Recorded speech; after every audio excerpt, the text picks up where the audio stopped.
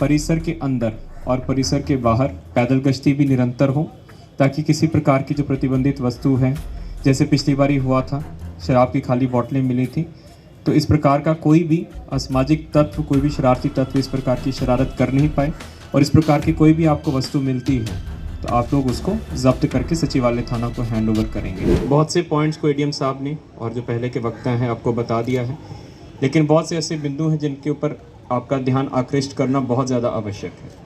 हो सकता है कि आप में से बहुत से लोगों ने पहले भी इस ड्यूटी को किया हो, बहुत से लोग नए भी हैं, लेकिन हर बारी नई चीज़ें होती हैं, नए जो हो रूल्स हैं और जो कुछ चेंजेस होती हैं संयुक्त आदेश में। इसलिए सबसे पहले आप लोगों को देखना है, आप लोग सभी यहाँ पे उपस्थित हैं।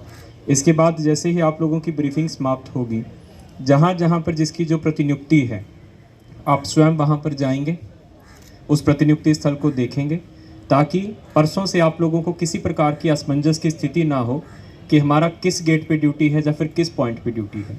ये आज ही आप लोगों को क्लियर कर लेना है। और यदि मान लीजिए आपको लगता है कभी ऐसा होता है कि किसी कर्मी की 2 जगह पे ड्यूटी लग जाती है, या फिर पिछले बार जो संयुक्त आदेश हुआ कोई गेट में कोई चेंज हुआ, या फिर कोई प्रतिनियुक्ति स्थल पे नया निर्माण हो गया और आपको समझ में नहीं आ रही है, तो आज से ही आपको हम लोगों के संज्ञान में देना है। यहाँ पे डीवाईएसपी सचिवालय सुरक्षा भी हैं, हम लोग भी हैं, कंट्रोल रूम में भी जो दंडाधिकारी और पदाधिकारी हैं, ताकि आपकी उस कन्फ्यूजन को दूर किया जा सके। आज इसके बाद जाके आप लोग अपना अपना प्रतिनियुक्ति स्थल स्वयं देख लेंगे। उसके बाद जिस प्रतिनियुक्ति स्थल पर जो भी पुलिस पदाधिकारी हैं और दंडाधिकारी हैं और जो बाकी कर्मी हैं, आप लोग अपना फ़ोन नंबर एक दूसरे के साथ एक्सचेंज करेंगे, ताकि समय पड़ने पर आप लोगों को एक दूसरे को ढूंढने में किसी प्रकार की कोई दिक्कत ना हो, किसी प्रकार की मशक्क़त नहीं करनी पड़े। तो ये 2 काम आज ही आप लोगों को कर लेने हैं। अधिकांश जो प्रतिनियुक्ति होती है स्टैटिक प्रतिनियुक्ति है। मोबाइल क्यूआरटीज़ और मोबाइल जो पेट्रोलिंग है वो अलग पार्टीज़ हैं, लेकिन स्टैटिक प्रतिनियुक्ति का ये मतलब नहीं है कि आपको जहाँ पे खड़ा कर दिया आपको वहीं पे ही रहना है, क्योंकि यहाँ पे प्रतिनियुक्ति स्थल बहुत 83 प्रतिनियुक्ति स्थल हैं। आसपास एक दूसरे की नज़र में आप लोग रहेंगे। जो बीच वाला स्थान है, तो आप लोगों का दायित्व बनता है कि आप लोगों को उस स्थान का भी भ्रमण करते रहना है। वहाँ पे किसी प्रकार का कोई अनावश्यक व्यक्ति को आने नहीं देना है, कोई किसी प्रकार का कोई लॉइटरिंग नहीं करे, किसी प्रकार से कोई अनावश्यक घूमे नहीं। उसका पास आप लोगों को चिन्हित करना। ये नहीं कि मैं गेट पर हूँ तो मेरे 10 मीटर दूरी पर कौन घूम रहा है या 10 मीटर दूरी पर कोई संदिग्ध वस्तु पड़ी हुई है तो मेरा दायित्व नहीं है। क्योंकि जब हम लोग स्टैटिक प्रतिनियुक्ति करते हैं तो हमेशा यही लगता है कि यही पॉइंट हमारा है, उस पॉइंट पे हो सकता है कि कोई और हो। तो जो 2 स्टैटिक प्रतिनियुक्ति के स्थल हैं, इसके बीच में जो संबंधित पुलिस पदाधिकारी हैं और दंडाधिकारी हैं, आप लोग बीच में उस एरिया को भी आप लोगों को कवर करना है। इसका भी हम लोग निरंतर अनुश्रवण करेंगे।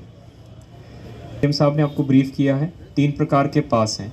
इसमें एक चीज़ आप लोगों को ध्यान रखना होगा, जब माननीय सदस्यगण प्रवेश करते हैं तो उनकी गाड़ियों में बहुत से उनके सपोर्टर्स भी कई बार आते हैं, समर्थक भी आते हैं, पीए भी होते हैं, और वो उनकी आड़ में हो सकता है कि ऐसे प्रतिबंधित क्षेत्रों में घुसने का प्रयास करें जहाँ पे उनका जाना पूर्ण रूप से प्रतिबंधित है।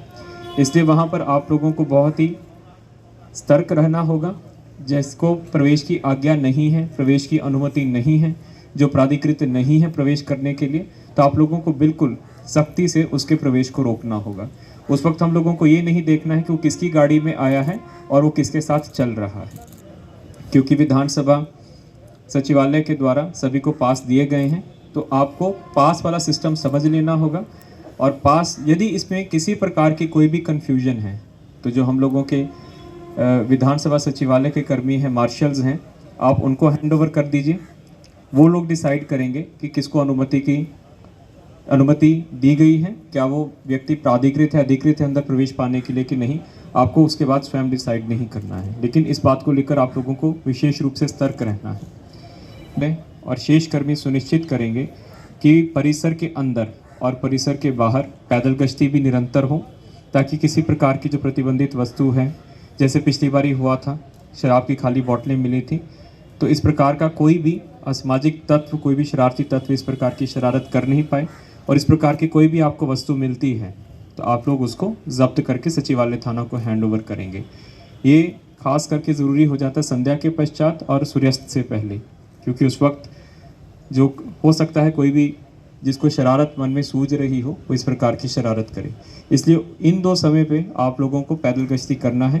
पूरे सचिवालय परिसर को और पूरे विधानसभा के परिसर को आप लोगों को सैनिटाइज करना है और इस प्रकार की वस्तु को आप लोगों को हटाना है, ताकि वो किसी प्रकार से जो भी जिसके मन में जो भी शरारत है उसको आड़ में वो अपना जो भी उसका एजेंडा है उसको आगे नहीं कर पाए। जो गेट्स पे जिन लोगों की प्रतिनियुक्ति है, खास करके जो गेट नंबर 8 है जहाँ पे वीआईपी लोग, इसमें आप लोगों को बता दिया गया है एडीएम साहब के द्वारा कुल 9, में दोबारा दोहरा देता हूँ कि गेट नंबर 8 से माननीय मुख्यमंत्री, माननीय अध्यक्ष विधानसभा, माननीय उपाध्यक्ष, माननीय सभापति विधान पार्षद, दोनों उप मुख्यमंत्री, माननीय संसदीय कार्य मंत्री एवं नेता प्रतिपक्ष विधानसभा एवं विधान परिषद, कुल 9 लोगों की सूची है जिनकी अनुमति, प्रवेश की अनुमति विधानसभा परिसर में गेट नंबर 8 से है। तो गेट नंबर 8 पे पुलिस उपाधीक्षक उपस्थित हैं? हाथ खड़ा कीजिए। हाँ, तो आपके पास फुल लिस्ट आ गई है ना? तो हो सकता है कल ब्रीफिंग है, एक आध कोई चेंज हुआ हो तो हम आपको अलग से ब्रीफ कर देंगे। तो ये जो 8 लोगों का है, ठीक है, आप डीवाईएसपी सचिवालय सुरक्षा एवं ट्रैफिक डीवाईएसपी साहब के साथ कोऑर्डिनेट कर लेना, समन्वय स्थापित कर लेना है। उस गेट से मात्र इन्हीं 8 या 9 लोग, वो कल फाइनल ही है, कल हो सकता है कि कुछ चेंज हो ब्रीफिंग के बाद, उनकी अनुमति आप लोगों को, उनके व्हीकल पास भी होंगे और आपको सूची है, उसके अलावा किसी और को अनुमति की इसमें प्रवेश की अनुमति नहीं है, ठीक है, उसको आप सुनिश्चित कर लेंगे। इसी प्रकार जितने भी माननीय सदस्यगण हैं विधान सभा के, विधान परिषद के, उनकी जो प्रवेश की अनुमति है, जो सचिवालय वाला गेट है, सामने वाला गेट नंबर 10 से है। गेट नंबर 10 पे कौन पुलिस उपाधीक्षक है? डीवाईएसपी साहब आप उपस्थित है ना? हाँ, माननीय मंत्रीगण भी, वो तो फोर्स सदस्य आ ही जाएंगे। तो उनकी पर वहाँ पे सबसे ज़्यादा प्रेशर रहेगा आपके ऊपर, वहाँ पे हमारी क्यूआरटी भी रहेगी, तो उसमें आपकी फर्स्ट टाइम ड्यूटी है वहाँ पे, तो आप लोग देख लीजिए। डीवाईएसपी सचिवालय सुरक्षा आपके उसमें रहेंगे, कंट्रोल रूम भी बगल में ही है, तो उसमें भी किसी और कर्मी की और किसी और व्यक्ति की प्रवेश की अनुमति नहीं है। इस चीज़ को वहाँ पे आपका खास करके वहाँ पे प्रेशर पॉइंट रहेगा, ट्रैफिक के लिहाज से भी और प्रवेश के हिसाब से भी। और जो मैंने अभी पॉइंट बताया है कि जो गाड़ियों में लोग बैठ के आते हैं वहीं पे ही आप लोगों को देख लेना होगा और आगे चेकिंग करवा लेना होगा।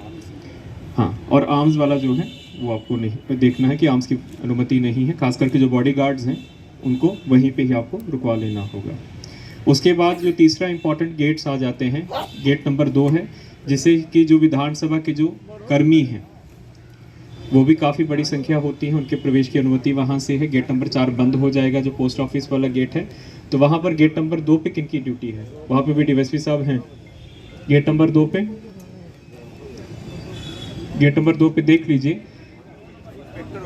इंस्पेक्टर होंगे। हाँ हाँ, तो 2 भी है और 9 नंबर भी है, दो जगह से अनुमति है ना।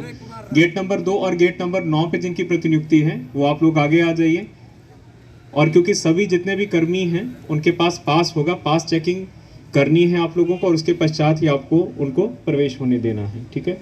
और आज आप लोग अपने गेट देख लीजिएगा, कोई कंफ्यूजन नहीं होना चाहिए गेट्स में।